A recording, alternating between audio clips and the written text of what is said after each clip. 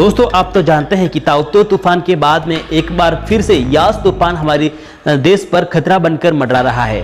बंगाल की खाड़ी से तेज गति से ओडिशा बंगाल की तरफ बढ़ रहा साइक्लोन यास। दोस्तों कोस्ट गार्ड आईजी ने काफी चर्चा की साइक्लोन यास पर। बताते हैं आपको कितना असर डाल सकता है तूफान यास। चक्रवात यास तेज गति से इस समय ओडिशा और बंगाल की तरफ बढ़ रहा है।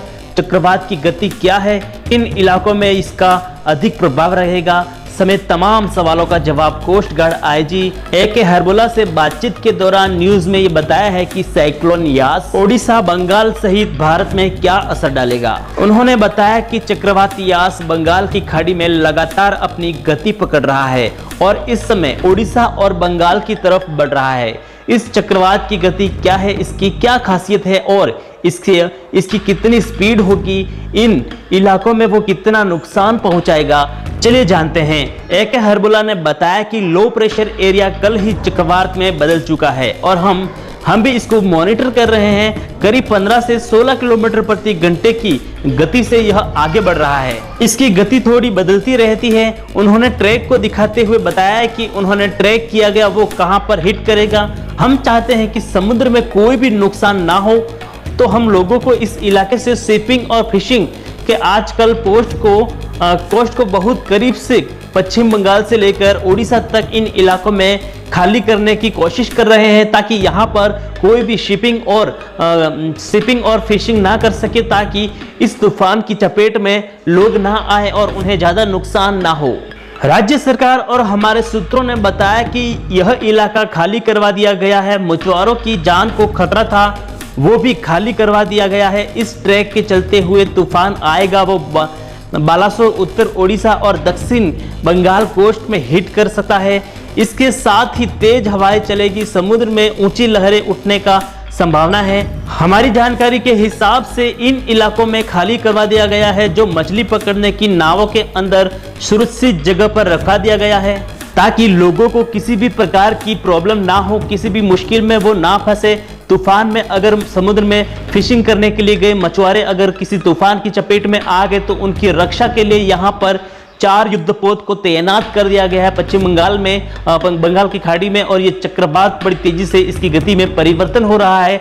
15 से 20 किलोमीटर प्रति घंटे की रफ्तार से हवाएं तेज होती जा रही है और ऐसा लग रहा है कि ये बड़ा रूप लेने वाला है। और यहाँ पर कहाँ पर इसे ट्रैक किया जा रहा है कि ये किस जगह पर हिट कर सकता है, समुद्र इलाके पर, तटीय इलाके पर कहाँ पर ये भारी नुकसान पहुंचा सकता है, इसे लगातार ट्रैक किया जा रहा है। और ऐसे में साइक्लोन यास का आज रात से ही इसका भयानक रूप दिखना शुरू हो जाएगा। तेज हवा और ऊंची लहरों के साथ ओडिशा कोस्ट पर असर दिखना शुरू करेगा। इसके बाद 26 मई को शाम तक पश्चिम बंगाल में पहुंचेगा। हमें इसे बहुत ज्यादा सतर्क रहने की जरूरत है। कल दिन में लेकर अगली रात तक तटीय इलाकों में इसका असर बहुत ज्यादा असर पड़ सकता है। यहाँ पर आईजी के अधिकारी राज्य सरकार के संपर्क में है, क्योंकि एक बार जमीन पर यह चीजें होती है तो ज्यादा कार्य सरकार ही करती है, लेकिन हम अपनी सलाह सरकार तक पहुंचाते रहते हैं। हमें पता भी चला है कि मनोरंजक गतिविधियां समुद्र तट पर बहुत सारे लोग की उपस्थिति, मछुआरों का स्थानांतरण, यह सब जगह खाली करवा रहे हैं। मछुआरों को हमारा एक ही अच्छा संबंध है, हिसाब से भी वो हमारे साथी वो लोग लगे हुए हैं कि कुछ हद तक इन्हें कम किया जा सके, ताकि यहाँ पर अगर समुद्र का तूफान जो है यहाँ पर अगर समुद्र के तटीय इलाकों पर असर कर सकता है, क्योंकि भारी सुनामी लहरें मछुआरों की नावों को और उनकी शिपों को भारी नुकसान पहुंचा सकती है। ऐसे में अगर ये इनका खतरा ज्यादा बढ़ा तो ये डूब भी सकते हैं, क्योंकि इन्हें बहुत ज्यादा खतरा है। इसकी जो रफ्तार है, इस साइक्लोन की जो रफ्तार है, साइक्लोन यास की जो रफ्तार है, काफी तेज होती जा रही है। ऐसे में ये भयानक रूप ले रहा है और 26 मई को यह समुद्र की तट से टकराएगा और यहाँ पर कितनी तबाही होगी। अगर किसी बड़े शहर के इलाके में यह टकराता है तो भारी तबाही मचा सकता है। ऐसे में कुछ दिन पहले आपको पता होगा ताउते नामक तूफान ने गोवा, महाराष्ट्र, गुजरात, राजस्थान में भारी तबाही मचाई थी। वह समुद्र में तेज गति से हवाएं और भारी बारिश के साथ में यह आगे बढ़ता हुआ पाकिस्तान की तरफ गया, लेकिन यहाँ पर गुजरात, राजस्थान, महाराष्ट्र, गोवा से होकर यह गुजरा था। वहां पर तटीय इलाकों पर और समुद्र में भारी तबाही मचाई थी। ऐसे में एक मुसीबत टली नहीं कि दूसरी तैयार। बंगाल की खाड़ी में तूफान यास भयानक रूप ले रहा है।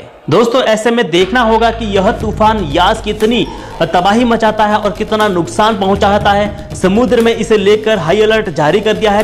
किसी भी प्रकार का कोई भी शिपिंग जहाज समुद्र में अलाउड नहीं किया है। बंगाल की खाड़ी को पूरी तरह से खाली कर दिया है और समुद्र के किनारे तटीय इलाकों में जहां इस तूफान के टकराने की आशंका है, इसे लगातार ट्रैक कर रहा है आईजी के द्वारा, आईजी अधिकारियों के द्वारा इसे लगातार ट्रैक किया जा रहा है और इस पर लगातार नजर बनाई रखी जा रही है।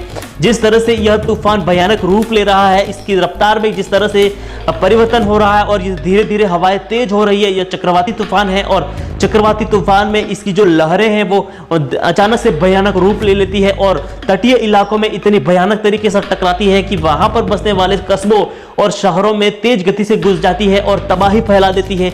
इसी वजह से वहां पर जो तटीय इलाकों में रहने वाले शहरी इलाके हैं, जहां पर छोटे कस्बे, गांव में लोगों को अलर्ट कर दिया है, वहां से कुछ इलाकों को खाली करवा दिया गया है। पिछले कुछ दिनों में से ही वहां पर लोगों को खाली करवाने का प्रोसेस शुरू कर दिया गया था। ऐसे में ये तूफान धीरे धीरे आज रात को 9 बजे से ही इसकी रफ्तार जो है कई गुना तेज हो गई थी और धीरे धीरे आईजी के अधिकारियों ने बताया कि अभी फिलहाल में इसकी रफ्तार 20 किलोमीटर से 30 किलोमीटर प्रति घंटे की रफ्तार से यह साइक्लोन चक्रवाती तूफान चल रहा है। इसकी लगातार इसकी गति में परिवर्तन हो रहा है और लगातार ये आगे बढ़ता हुआ तटीय इलाकों की तरफ बढ़ रहा है। लेकिन इसके समुद्री तट से टकराने की 26 मई को यह समुद्र की इलाकों से टकरा सकता है, तटीय इलाकों से टकरा सकता है।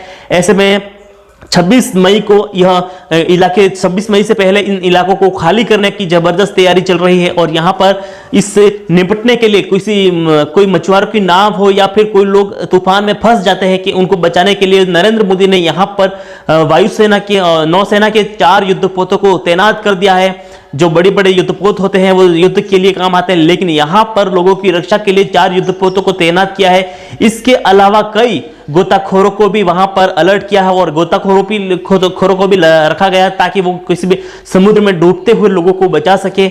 ऐसे गोताखोरों को भी तैनात करके रखा है। दोस्तों, आपको बता दूं कि यह तूफान भयानक रूप ले रहा है और 26 तारीख को समुद्र के तट से टकराएगा, भारत के तटीय इलाकों से टकराएगा। तूफान यास को लेकर गवर्नमेंट पूरी तरह से तैयार है। नरेंद्र मोदी ने यहां पर एक्शन पहले से ही ले रखा है क्योंकि ताउतो तूफान को लेकर वो पहले से ही अलर्ट हो गए थे, क्योंकि ताउतो तूफान ने एक भारी तबाही मचाई थी जिसे लेकर वहां पर सरकार तैयार नहीं थी। लेकिन यहां पर तूफान यास से पहले ही गवर्नमेंट तैयार हो चुकी है। यहां पर कई युद्धपोतों को तैनात किया है। इसके अलावा यहां पर गवर्नमेंट की बहुत सारी तैयारी देखने को मिल रही है जो समुद्र में डूबने वाले लोगों को बचाया जा सके। और ऐसे में भारी ये तूफान समुद्र पूरी तरह से उफान पर है। यहां पर आप लहर देख सकते हो और इसकी हवाएं कितनी तेज है आप देख सकते हो। दोस्तों, इसको लेकर तूफान यास को निपटने के लिए सरकार पूरी तरह से तैयार है।